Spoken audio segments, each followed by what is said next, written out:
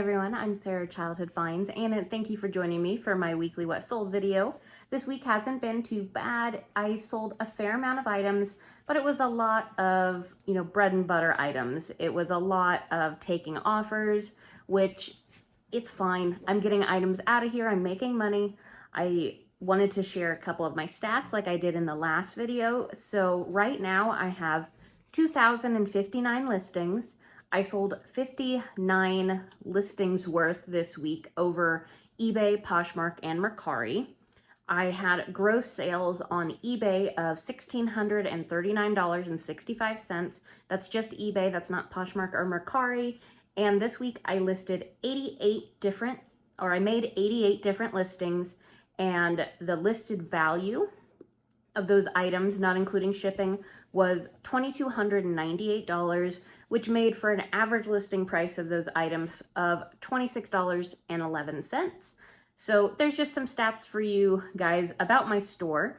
And before we get started, the other thing I wanted to talk about today is I would love to hear about, I think we've talked about this before, but where are your favorite places to source or your most lucrative places to source? Is it garage sales, thrift stores? Is it auctions? I kind of do a little bit of everything, but definitely my most profitable are going to be garage sales and estate sales. And estate sales are probably above garage sales. I know that when I was part-time, I didn't step foot in a thrift store for a year. I just sourced at garage sales and just listed what I had gotten through the summer during winter because I don't love thrift stores. And the auctions around me, they just aren't totally worth it. Either they never show flaws and you have to get down there and look at the items, or it's just all of the prices get too high. There are a lot of auctions around me where they go way above retail. So I would say my favorites are definitely garage and estate sales. I think that's a consensus around many people, but it depends on your area. I do not enjoy the thrift stores in my area for the most part. They're pretty high, and it's tough to source there. If I only had to live off of thrift stores, I wouldn't make it as a reseller here. So I would just be interested to hear what your favorite places to source are and maybe your favorite days to go. I found that doing thrift stores, I do the best in my area around Thursdays and Fridays. And my favorite day to go garage selling and estate sales are Fridays. It's not as chaotic. Saturdays are so stressful because everybody is out.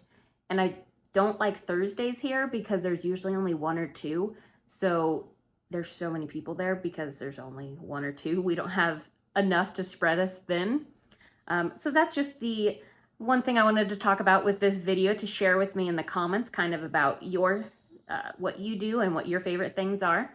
The other thing I just wanted to say again is thank you for those that continue to use my Amazon links in my description of my videos.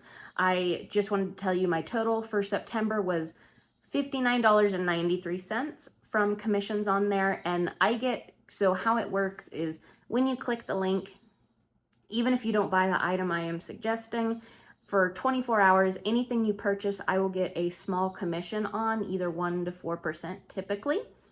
And it's just a way to help support creators in a free way if you are already going to be buying from Amazon anyway. So I just wanted to say thank you to you guys because $60 is a huge deal to me. I mean, that almost pays my internet bill. Like it's a huge deal. So I thank you so much for doing that for those of you that have used it. Other than that, guys, let's get started on some what solds. I have a little bit on Mercari, a little on Poshmark, and a good amount on eBay to share with you. This first one here I showed in one of my plush haul videos, and this is the Dakin Goo Goo Gorilla Baby Monkey Ape from 1983. It had its pacifier. Anytime you find these in decent condition, they will sell, not for a ton of money, but they sell pretty quickly. This sold in about 2 weeks. And it sold for the sale price of $15.25, and I have about $1.10 into it. Here I picked up a lot of Shiny Bright pieces, and there wasn't, really a full set of anything, so I just lotted them out into small bits. And this is a Shiny Bright Made USA Christmas holiday ornament striped lot of 2, and they weren't in perfect condition, but they still sold for $13.45, and I have like 5 cents into this lot. And I do want to share, next week I will be doing my what sold video where I tell you exactly how much I made for the week. I think I'm just going to try to do that every 4th what sold video is how I will try to plan it out. So I will be doing that next week, even if this week stinks. So I will share with you no matter what. This is a Thai Pluffies PJ Bear Pink Bunny PJs Stuffed Animal Plush 2007. And this sold for $26.95, guys. So don't let Thai beanies scare you off of buying some Thai. Some of it can go for decent money. I think I paid 50 cents for this at a thrift store, and it sold, I think, in a week or 2. So some of them, Beanie Buddies, Pluffies, there's different ones that can sell for okay money. So don't let the Beanie Babies scare you off completely. This is an antique silver pewter ornate wood frame cutouts, Art Deco woman fairy butterfly. This sold for a best offer of $25. Got this at a yard sale. I think this was in a free pile. It's that or $1, so really cheap, and it sold for $25. It did take, I think, probably a year plus to sell, but it sold and it was an easy ship. This is 8 teaspoons Summer Mist Autumn Glow Oneida, and this sold for $26.95 for these 8 teaspoons. And this is a repeat buyer. I have noticed I am getting more repeat buyers with my flatware. I think what's happening is people tend to buy one set, and then once they realize they're getting exactly what I pictured and it's in decent condition, they buy another after it if they're happy with it. So I think that is doing well for me, because a lot of flatware, they will do quantity, or they'll use stock photos, or they'll just show a picture of the handle. So I think it does help that I take pictures of everything and I try to show close-ups, and then it really shows the buyer exactly what they're getting. So I think that's helping me with some repeat sales on flatware. This is an antique thumb latch copper brass entry door handle pull with back plate. This was not in great condition. It's not the prettiest thing in the world, but the hardware, I enjoy selling hardware. This sells, and it sold for a best offer of $25. We got it for $1 at a yard sale. This is a lot. It's 100 Years of Magic, Goofy and Mickey Mouse beanbag plush. You will see them in a haul video. I will be doing a haul video this week. A good chunk of the stuff in this what sold, not a good chunk, but a few of the items in this what sold will be shown in that haul video. So I've had some decent sales already off that. And this sold for $24.95 very quickly. I have about $1.50 into these two. And this is a St. Helena Junior Women Community Cookbook from 1985. It sold for the sale price of $13.45. I love picking up these spiral bound cookbooks when I can find them for really cheap. I try to not ever pay more than $1 or $2, because most of them are going to sell in the $10 to $15 range, which I am happy with. And I did sell a fair amount of cookbooks this week, which was nice. I wish I could find more, but definitely these spiral ones. They don't sell quickly, guys. They're very specific, but they sell. This is a Betty Crocker's Cookbook 1969 pie cover, first edition, first printing, and it sold for $35.95, the sale price. And I picked this up for, I think, $1 or $2, and it sold pretty quickly. Again, guys, if you don't know, on my channel, I have 5 different cookbook videos that you can find in my research playlist. So if you're interested more in cookbooks, I have a ton of information on cookbooks for you. If you hear clicking, I am currently watching my grandma's dog, and he's a pacer. So you're probably gonna keep hearing him clicking around during this video, because he usually likes to be right by me, but I just can't while I'm videoing. So you'll hear him. And this is a Thomas Bros Maps 1986 San Diego and Imperial County Guide Street Atlas. I picked up a bunch of these at an estate sale for about 20 cents a piece. I sold a good chunk of them right away. This one took a couple months to sell, and it sold for $19.76, but absolutely worth checking out the old atlases, especially if they're on good places. By that, I just mean more well-known, more people were there. I think I've sold some San Francisco, some Sacramento. So more people have been there. Not necessarily good places, but well-known. And this is a brass 1780 Maria Teresa Thaler coin bottle opener made in Italy. This took a year or two to sell. I think I picked it up for $1. Not very good condition, but it sold for $14.95 finally.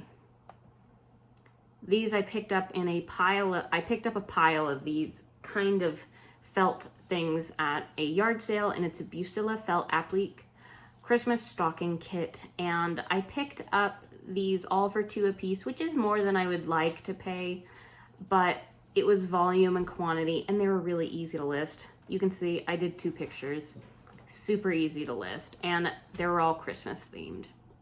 So I knew they would sell quickly. So I got $13.45 for that. These I just picked up in my haul video as well. It's Keranique Set Scalp Stimulating Shampoo and Volumizing Keratin Conditioner. These sold incredibly fast within a day of listing for $24.95, and I have $2 into the lot. I always pick up these display easels that are brass or cast iron or something nice. You know, the plastic ones you see, I wouldn't. I've picked up a bamboo one and it sold well. Anytime I find these, I tend to pick them up because they do go pretty quickly every time I list them. And this is a brass easel display table art stand picture plate book holder, and it sold for $13.45, and I sold another one just like it that was 18 inches for nearly $15 as well this week. So you pay $1 for it. They're easy.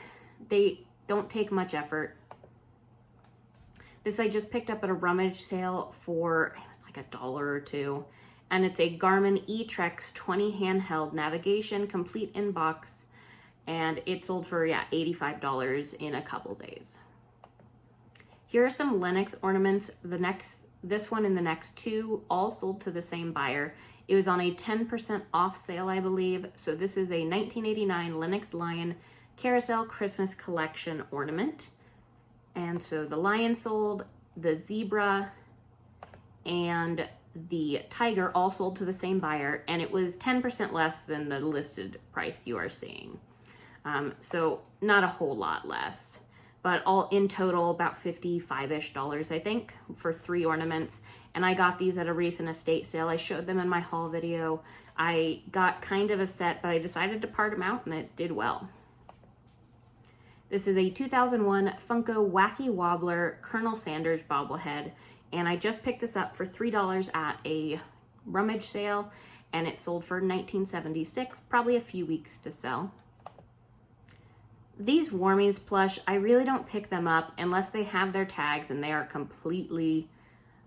appear to be completely unused, because they don't sell quickly, they don't sell for a lot, and they're heavy. And this is a Warmies microwavable scented plush 12-inch brown horse stuffed animal. It sold for $12.55. This I picked up at an estate sale for $5 a month or 2 ago, and it's a Corday Cameo Victorian Lady Pendant Locket type perfume necklace. I didn't make a huge profit, but it sold quickly and it didn't take up very much space. I just picked up this lens. This lens annoyed me. It's a time I took off best offers because it sold 2 times in the same day over the course of 6 or so hours, and both times I got cancellation requests, either saying I purchased it by mistake or I found a better price, which is totally fine. Anytime I get a cancellation request and I haven't shipped it, I'm gonna cancel it, because if you force them to take it, you're just opening yourself up to a item not as described return. You're opening yourself up to a grumpy buyer.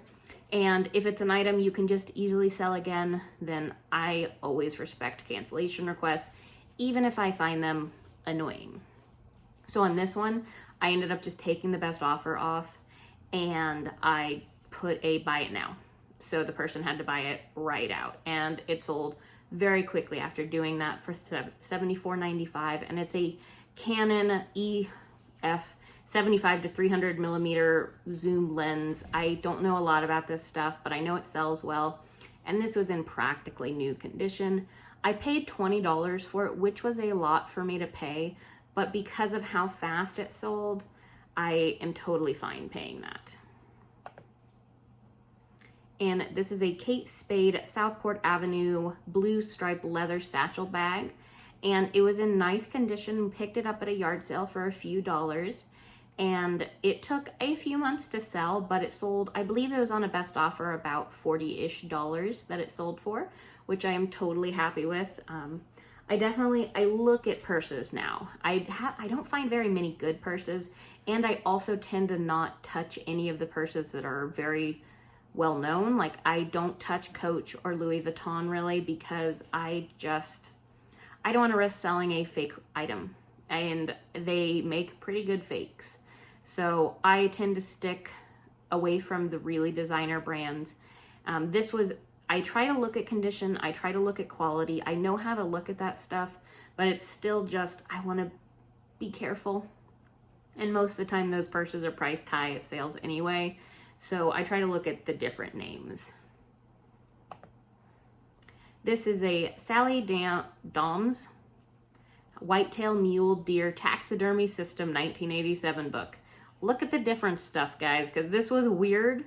And it sold for a best offer of $14, which isn't a ton of money, but I paid $1 for it in an estate sale, and it took a couple months to sell. This I picked up at a thrift store for $4, and it's an Oogie Boogie Halloween costume dress, Nightmare Before Christmas, adult large.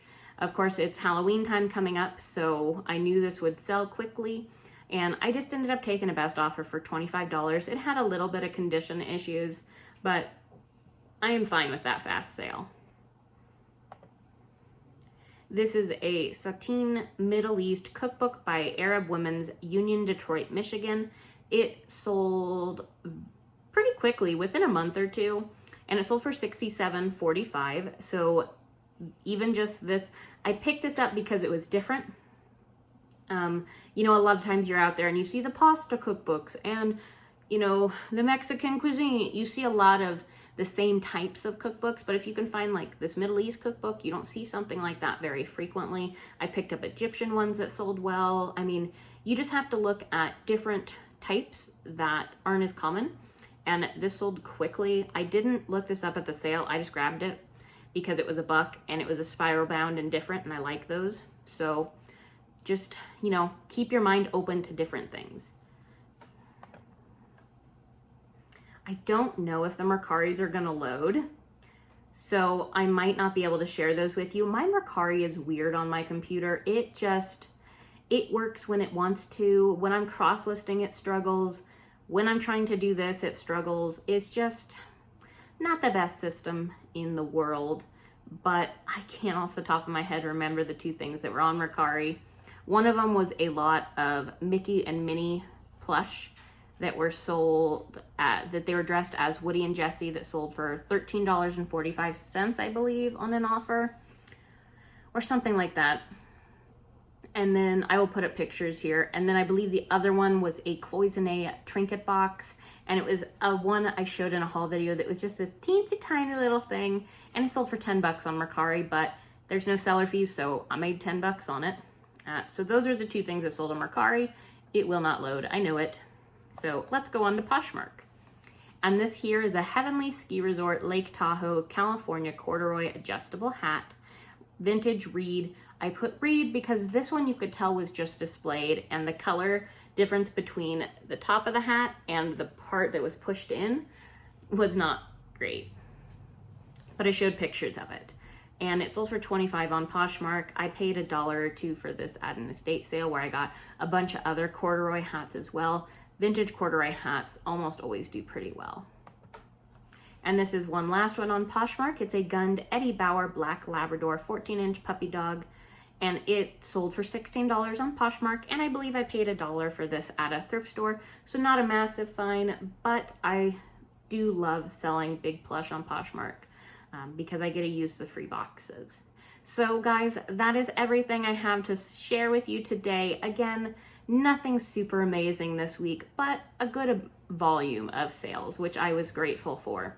So I'm going to keep focusing on listing and just really try to work as hard as I can for fourth quarter to try and make some money to pay off my car bills and all the things that I have stacked up over this year. And I'm hoping all of the rest of you also have a great fourth quarter. So thank you guys, and I will see you on the haul video that I will be doing later this week.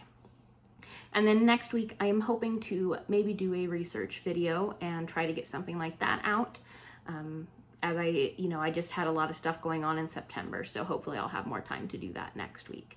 So I'll see you guys on the next video.